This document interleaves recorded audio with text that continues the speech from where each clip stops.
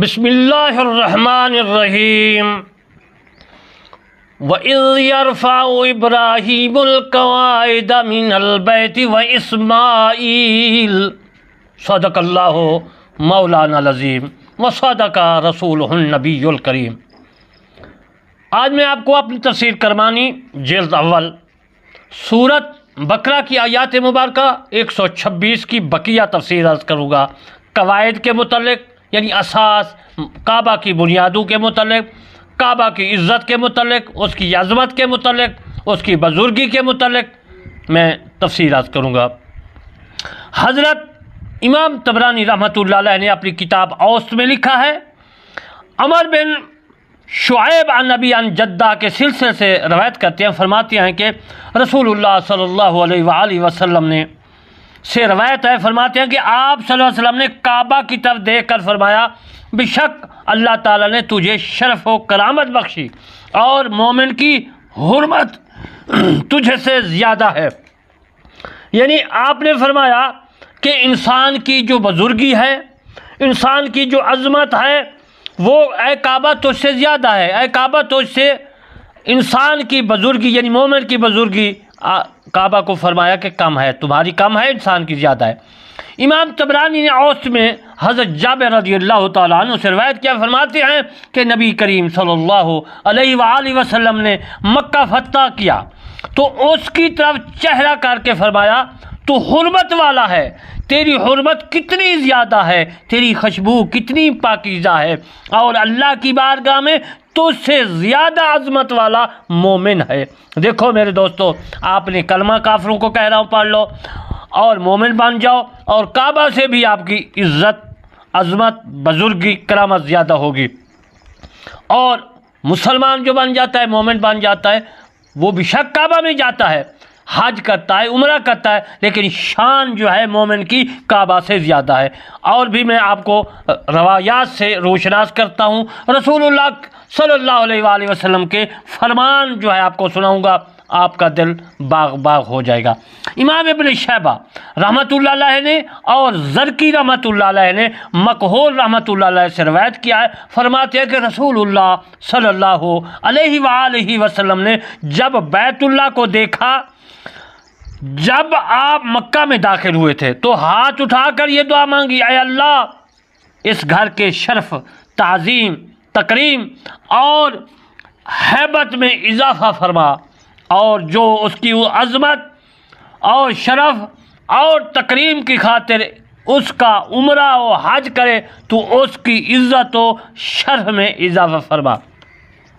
یہ عزیز المحترم جو میں نے حدیث آپ کی خدمت میں رسول اللہ علیہ وسلم کا فرمان جو ہے یہ ابن شیبہ میں ہے، میں نے حوالہ بھی دے دیا ہے، امام ابن شیبہ نے اپنی مصنف میں جو ہے لکھا ہے، مصنف ابن شیبہ میں، اس کا میں جلد بھی بتاتا چلوں، جلد 6 ہے، صفحہ نمبر 81 ہے، اور حدیث کا جو سلسلہ ہے وہ 29/6/24 ہے، مطبوعہ مقتہ زمان مدینہ منورہ سے یہ چھپی گئی ہے۔ کون سی کتاب؟ مصنف ابن شیبہ، مدینہ پاک سے جو ہے چھپی گئی ہے، شائع ہوئی ہے۔ اور امام شافعی رحمۃ اللہ علیہ نے علام میں یعنی جو ہے علام اس کی کتاب ہے، الام میں ابن جریج رحمۃ اللہ علیہ سے روایت کیا ہے کہ نبی کریم صلی اللہ علیہ وسلم جب بیت اللہ کو دیکھتے تو ہاتھ اٹھا کر یہ دعا مانگتے، اے اللہ اس گھر کے شرف، تکریم اور ہیبت میں اضافہ فرما، اور جو اس کے شرف، تکریم، تعظیم اور نیکی کے ارادہ سے اس کا حج، عمرہ کرے تو اس کے شرف و عزت میں اضافہ فرما۔ یہ بھی عزیز المحترم جو میں نے حوالہ دیا، یہ کتاب الامام شافعی جلد 2 صفحہ نمبر 169، یہ دارالمعارفہ بیروت سے چھپی گئی ہے، شائع ہوئی ہے۔ آپ نے حوالہ سننا میرا، اور میں نے آپ کو بتا دیا کہ کسی کو یہ خدشہ نہ ہو کہ بغیر حوالے کے یہ بیان کرتا رہتا ہے۔ اور ایسے لوگ ہیں جو کہتے ہیں کہ یہ حوالہ بھی نہیں دیتا، اسی طرح بیان کرتا رہتا ہے۔ عزیز محترم، میری تقریر، میرا بیان سنیں تو آپ کو سمجھ آئے کہ میں ہر جو ہے مسئلے کے ساتھ ساتھ حوالہ بھی دیتا ہوں۔ اگر وہ ضد کرتے ہیں، ضد دھرمی ہے، ان کی ہٹ دھرمی ہے، تو وہ خدا ان کو ہدایت دے۔ امام طبرانی نے اس میں حضرت جابر رضی اللہ تعالیٰ عنہ سے روایت کیا، فرماتے ہیں کہ رسول اللہ صلی اللہ علیہ وآلہ وسلم نے فرمایا کعبہ کی ایک زبان اور دو ہونٹ ہے، ایک لسان دو ہونٹ ہے۔ کعبہ نے شکایت کی یا رب میری طرف لوٹنے والے اور میرے زائرین یعنی زیارت کرنے والے، زائرین کم ہیں، زیارت کرنے والے کم لوگ ہیں، کم انسان ہیں۔ اللہ تعالیٰ نے وہی فرمائی میں انسان کو پیدا کرنے والا ہوں جس میں خشیت بھی ہوگی، خشوع یعنی ہوگا، اور سیدھا کرنے والا بھی ہوگا، اور تو اسے اس طرح محبت کریں گے جیسے کبوتری اپنے انڈوں سے محبت کرتی ہے۔ یعنی یہ اس وقت کی بات ہے جب کہ انسان پیدا نہیں ہوا تھا، آدم پیدا نہیں ہوا تھا، اور فرشتے اس کا طواف کرتے تھے، حج پڑھتے تھے، عمرہ کرتے تھے۔ یہ اس وقت کی بات ہے۔ امام زرکی رحمۃ اللہ علیہ نے جابر جزری رحمۃ اللہ علیہ سے روایت کیا ہے، وہ فرماتے ہیں کہ حضرت کعب بن عبار رضی اللہ تعالیٰ عنہ یا حضرت سلمان فارسی کعبہ کے صحن میں بیٹھے تھے۔ فرمایا کعبہ نے اپنے رب کی بارگاہ میں اپنے ارد گرد نصب شدہ بتوں کی شکایت کی، کیونکہ لات عزا اس وقت تھے، فتح مکہ کے دن رسول اللہ صلی اللہ علیہ وسلم نے ان بتوں کو ختم کر دیا۔ لات عزا وغیرہ بت تھے 360۔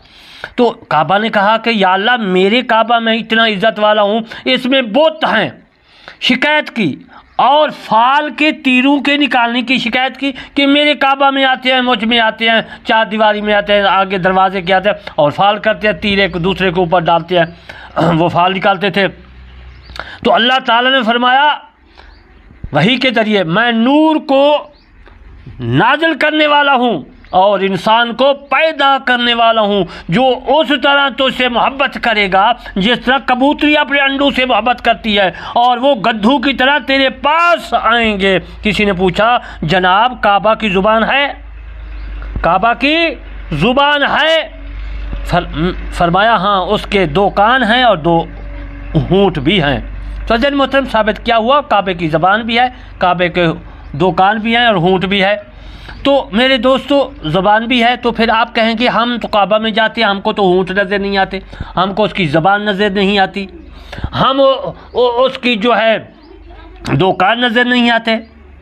امام زرکی رحمۃ اللہ علیہ نے حضرت ابن عباس سے روایت کی کہ جبریل رسول اللہ صلی اللہ علیہ وسلم کے پاس آئے تو ان کے سر پر سبز پٹی باندھی ہوئی تھی اور اس پر غبار لگا ہوا تھا۔